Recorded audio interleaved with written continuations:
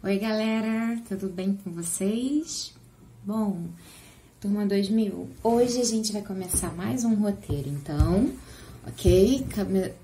No qual a gente vai trabalhar aí o capítulo 14, que vai tratar, então, da temática dos espaços de tensão migratória e xenofóbicos. Então, a gente veio trabalhando aí, né, ao longo do último roteiro, na última quinzena, a temática das migrações, conceitualmente, enfim, a gente viu aí, então, já começando aqui os nossos trabalhos. A gente viu que as migrações, elas existem aí desde que a humanidade, enfim, se consolidou no planeta Terra, desde lá da pré-história, quando a gente tinha lá os movimentos nômades e por aí vai. E que essas correntes migratórias, elas foram e são ainda muito importantes para a formação de diversas culturas locais ao redor do globo. Mas uma outra face dessa questão das migrações são os conflitos gerados a partir dela. A entrada de pessoas num território que originalmente pertencia a um outro grupo e por aí vai, gera conflitos naturalmente não, né? Socialmente dizendo. E com a globalização a gente viu também, né, que há uma intensificação dos processos migratórios e, consequentemente, uma aceleração tanto da geração, enfim, dos processos culturais, mas também dos conflitos. E hoje, então, o nosso tema é justamente essa dimensão conflitual das migrações. Então, eu trouxe aí esse gráfico que consta na página 39 do livro de vocês, onde a gente verifica alguns números sobre as migrações forçadas no mundo em 2017. É muito importante a gente entender que existem dois tipos de migração, né? Vamos lembrar da aula passada. Existem as migrações espontâneas e as migrações forçadas. Espontânea é quando a pessoa, por vontade própria, decide migrar, mudar de lugar, para, enfim, ter melhores condições de vida e por aí vai. E existem as migrações forçadas, onde seja por fatores de perseguição, conflito, guerra, ou mesmo de fome, de miséria excessiva, as pessoas se veem então forçadas, obrigadas a migrar. Então, tem uns números interessantes aqui, onde a gente vê que uma a cada 6 pessoas no mundo é migrante. Então, repara, eu, por exemplo, sou uma migrante, eu vim do Rio de Janeiro para a região dos Lagos, mas numa migração espontânea. 68,5 milhões de pessoas no mundo foram forçadas a abandonar suas próprias casas por perseguições, conflitos, violência, violação de direitos humanos. 44 milhões e 400 mil dessas pessoas são deslocadas internas, ou seja, que ficaram dentro da fronteira dos seus países. A gente vai trabalhar mais para frente, eu vou diferenciar aqui com vocês os dois conceitos de refugiado e deslocado interno. É uma diferença importante e, como ele já adiantou aqui pra gente, está relacionada à questão de atravessar ou não a fronteira do seu próprio país. Mais de 10 milhões de pessoas é o número de deslocamentos forçados somente em 2016, dos quais 6,9 são deslocados internos e 4,4 milhões são refugiados ou requerentes de asilo. 20 a cada minuto, ou seja, a cada minuto em 2016, 20 pessoas deixaram o seu local de moradia para ir para outro lugar por razões exteriores à sua própria vontade, ou seja, foram forçadas a migrar. E aí, quando a gente fala de migração, então, a gente está falando de imigração, nesse caso, né? Então, de saída de pessoas, de entrada de pessoas em outros territórios, e a gente precisa olhar, então, quais são os principais destinos dessas migrações e entender que, justamente por esses locais serem os principais destinos, são também os principais espaços de tensão, ou seja, os principais locais onde a gente verifica o fenômeno, esses conflitos relacionados à migração, sobretudo aqueles relacionados ao problema da xenofobia, que a gente já vai entender o que quer dizer esse conceito. Então aí tem uma tabelinha que consta na página 36 também do livro de vocês, que mostra que o principal destino dos migrantes é os Estados Unidos, seguido da Alemanha, Rússia, Arábia Saudita, Reino Unido, Emirados Árabes. Então, repara que está concentrado, sobretudo, né, quase metade nos Estados Unidos como principal destino, seguido de alguns países da Europa, do Oriente Médio e a Austrália, né, na Oceania. E quanto aos países de origem? Desculpem. E quanto da onde saem essas pessoas? Perceba que parte, então, sai da Índia, do México, da Rússia, da China. Então, a gente tem uma variedade muito grande de locais de origens. Esses dados são de 2015. Se a gente trouxer aí uma tabelinha, eu posso ver depois para vocês, mais recente, né, de 2019, por exemplo, a gente com certeza vai ter uma participação maior dos países do Oriente Médio, sobretudo da Síria, que está muito relacionado aos conflitos, né, que estão se desenrolando nessa parte do continente asiático. Bom, e os tipos de migração forçada? Quais são? Né? Nós temos dois tipos de migração forçada, conjuntural e estrutural. O que é uma migração forçada conjuntural? É quando conjunturas, ou seja, quando processos momentâneos, enfim, por exemplo, eu trouxe aí o caso do coronavírus, da crise do coronavírus, elas vão criar um momento específico, num local específico, aonde as pessoas se veem obrigadas a migrar. Então, por exemplo, com a crise do coronavírus, São Paulo e Rio de Janeiro, principalmente, né, que são as maiores cidades do Brasil, fechou. Gente, eu tô com um abrimento de boca absurdo hoje. Fechou as atividades, encerrou, muitas empresas encerraram suas atividades, o que gerou uma onda de desemprego muito grande, né? Fazendo com que muitas pessoas que vieram para essas capitais, né, vieram para esses estados trabalhar, porque, enfim, no Nordeste não encontravam condições, não encontravam oportunidades, fizeram uma migração espontânea, hoje se veem obrigadas a retornar para o Nordeste, seja porque lá talvez ainda encontrem emprego ou porque, bom, desempregado aqui, melhor desempregado lá, próximo da sua família, enfim. Vocês vão ter uma atividade sobre isso mais pro final, no último passo do nosso roteiro. Então, conjuntural, uma questão de conjuntura obriga a pessoa a mudar. Estrutural é quando eu tenho realmente uma mudança na estrutura, quando uma coisa muda e sem previsão de que volte às condições predecedentes. Então, por exemplo, a questão do desemprego estrutural. É muito comum, sobretudo nessa nova era da revolução técnico-científico-informacional, né? Ou seja, essa nossa era de extremo desenvolvimento tecnológico, que tenha o surgimento... o desaparecimento de determinadas profissões ou postos de trabalho. Isso pode acontecer, né, dentre outras razões, pela automação, ou seja, pela substituição da mão de obra humana pela tecnológica, pelo surgimento de novas formas de organização de trabalho. Quer ver um exemplo? Cobrador de ônibus, uma profissão que está deixando de existir porque se reorganizou essa atividade econômica, né, essa prestação de serviço, de modo que você, enfim, sobrecarrega o motorista, coloca lá a maquininha do vale transporte e você cada vez menos prescinde dessa profissão cobrador de ônibus. Novas formas de consumo, ou seja, determinado produto deixou de ser importante, de ser consumido, ficou ultrapassado, então aquela função, aquela profissão vai desaparecer. Revolução industrial, gente. Os trabalhadores artesanais, grande parte deles desapareceram. Os tecelões, lembra disso? Esse tecelão desapareceu porque a máquina substituiu. Encerramento da unidade de trabalho, a fábrica fechou e por aí vai. Então, quando eu tenho esse desaparecimento do posto de trabalho, isso gera, né, ao mesmo tempo, o surgimento de novas profissões. Então, quando eu substituo, por exemplo, um cara que apertava parafuso numa fábrica por uma pessoa que por uma máquina, eu preciso de alguém para controlar essa máquina. É claro que se antes eu tinha 15 pessoas fazendo essa função, agora eu vou ter só uma. Mas essa uma é um novo posto de trabalho, é um trabalho mais qualificado. Vamos dizer assim, é um aspecto positivo, né, da revolução tecnológica.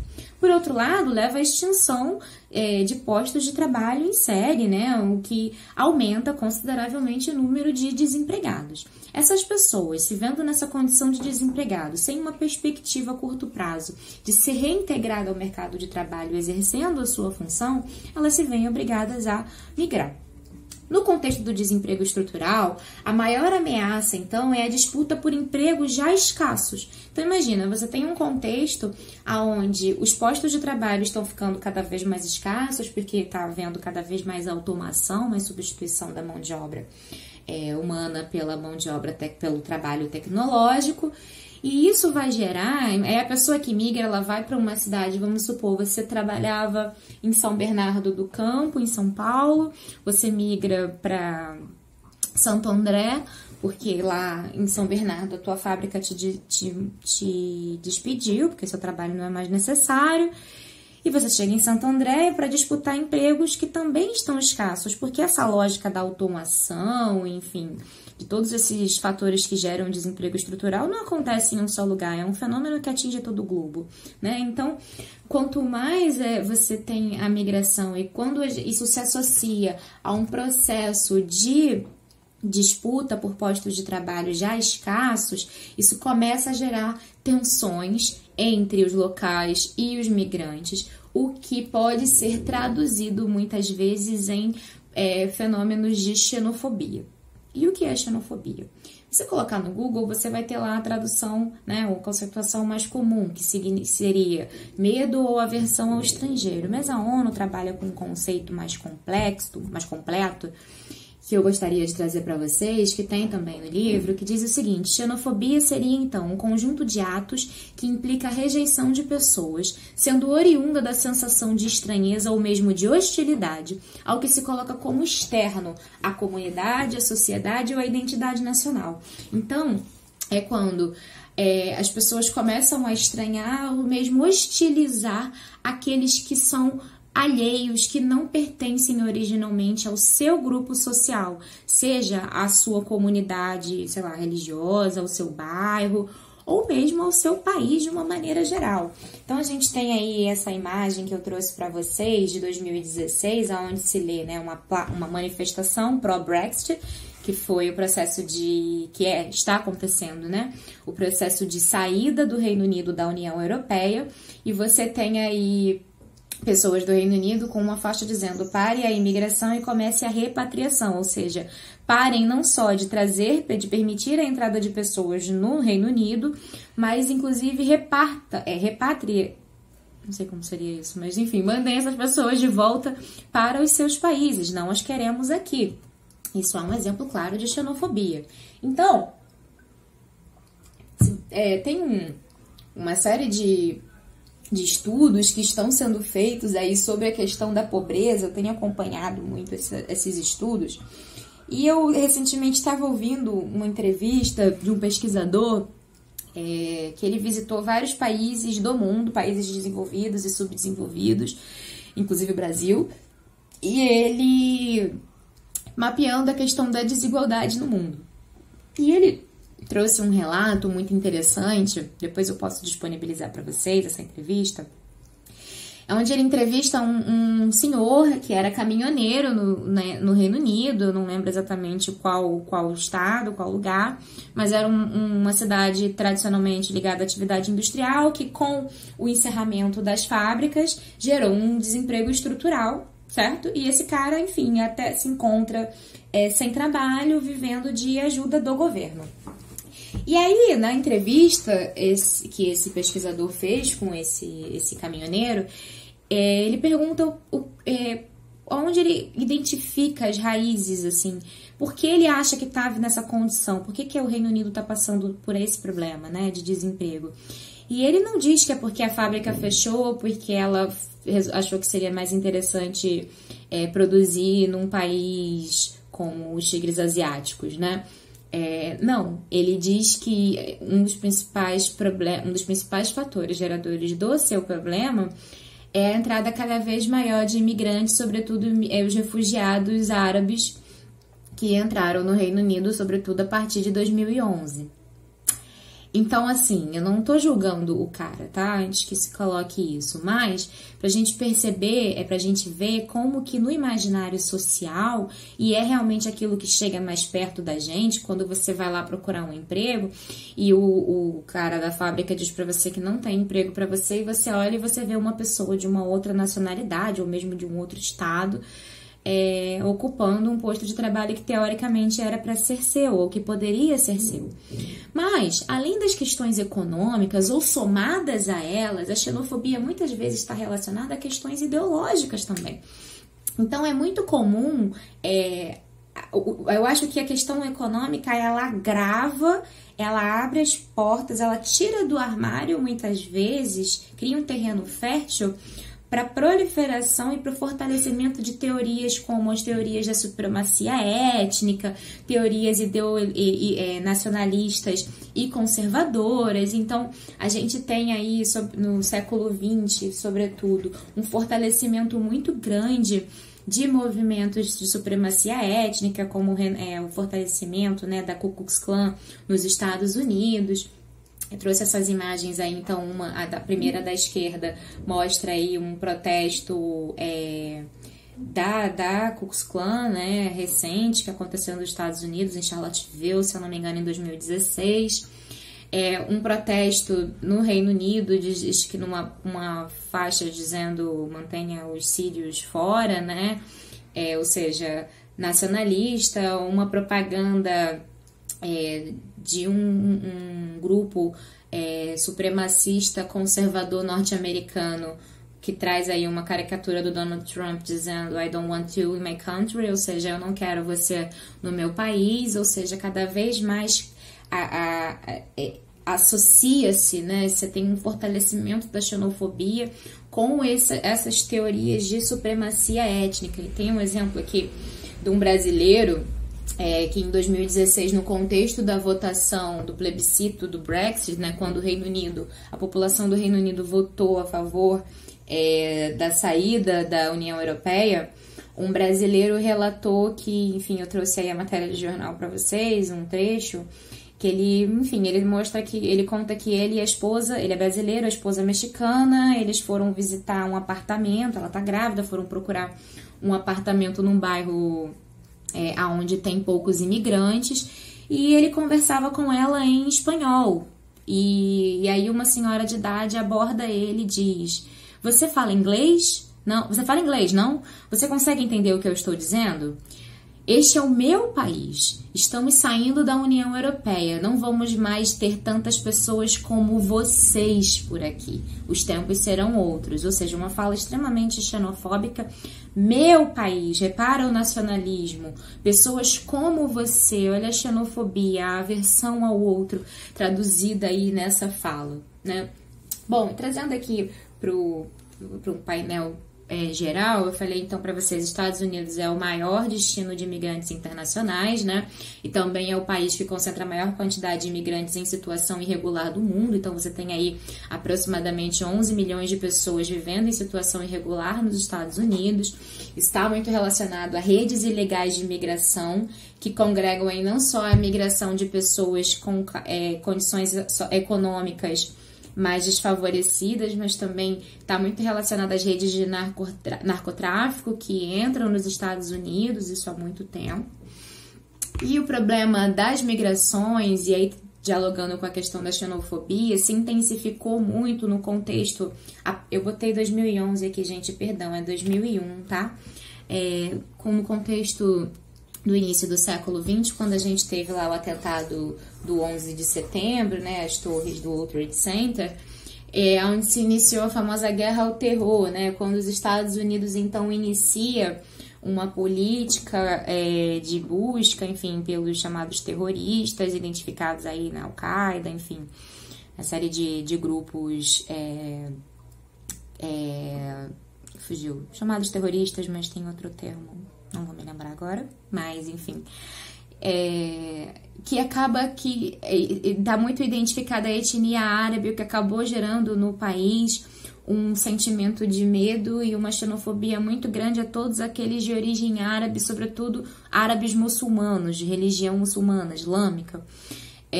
Então, uma identificação, um preconceito muito forte que está muito relacionado a esse processo geopolítico da chamada guerra ao terror.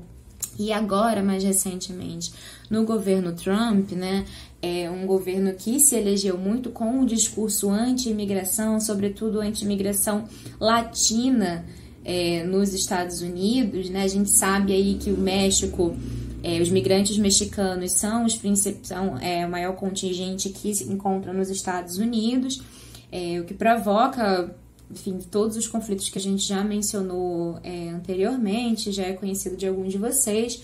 Então, o governo Trump, ele traz à tona aí as políticas anti-imigração de volta, o discurso da anti-imigração, estabelecendo, então, políticas de deportação em massa. Ele traz aí a promessa de que vai concluir o muro na fronteira com o México, né? Esse muro já existe há mais de 20 anos, mas o Trump, ele trouxe aí essa promessa de que fecharia o muro, que completaria o muro. Bom, a conta política de repatriação, né? Vocês devem, não sei se vocês lembram, mas em 2018 você teve aí um caso dramático de deportação de muitos, sobretudo mexicanos, mas não só, né? Que acabou separando pais e filhos. Então mais de 460 pessoas foram mandadas de volta para os seus países de origem, e nesse processo os pais foram e os filhos ficaram. Mais de 2.000 crianças passaram semanas em abrigos, abandonadas. Foi uma situação caótica. A Europa, né, o segundo maior destino migratório, até o final do século XIX era um continente, e primeira metade do século XX foi um continente marcado pela emigração, ou seja, pela saída de pessoas, sobretudo, né, na primeira metade do século, no final do século XIX, por conta de problemas econômicos internos em cada país. Primeira metade do século XX, muito relacionado à Primeira e à Segunda Guerra Mundial, mas a partir da Segunda Guerra Mundial, esses países começaram a incentivar a imigração para o seu território, né, chamar, de certa forma, sobretudo pessoas oriundas das suas antigas colônias, para ajudar na reconstrução do país. A questão é que, conforme o século XX foi passando, ao mesmo tempo em que você teve uma entrada massiva de imigrantes na Europa, os próprios europeus passaram a envelhecer cada vez mais e não ter uma recomposição, da taxa de natalidade. Então, ao mesmo tempo em que a população foi cada vez nascendo menos gente, ela vai envelhecendo naturalmente, sobretudo com o avanço da medicina, da qualidade de vida, estabilidade política que veio crescendo nas últimas décadas, até que a gente chega, então, no século XXI, com uma Europa envelhecendo cada vez mais e mais rápido, com taxas de natalidade chegando ao negativo em alguns países. Isso no contexto das migrações, quando a gente tem a crise de 2008, que provoca uma série de desempregos no mundo inteiro, leva a um crescimento da extrema-direita, né, nacionalista, conservadora, que traz a pauta anti-imigratória, traz essa questão da xenofobia.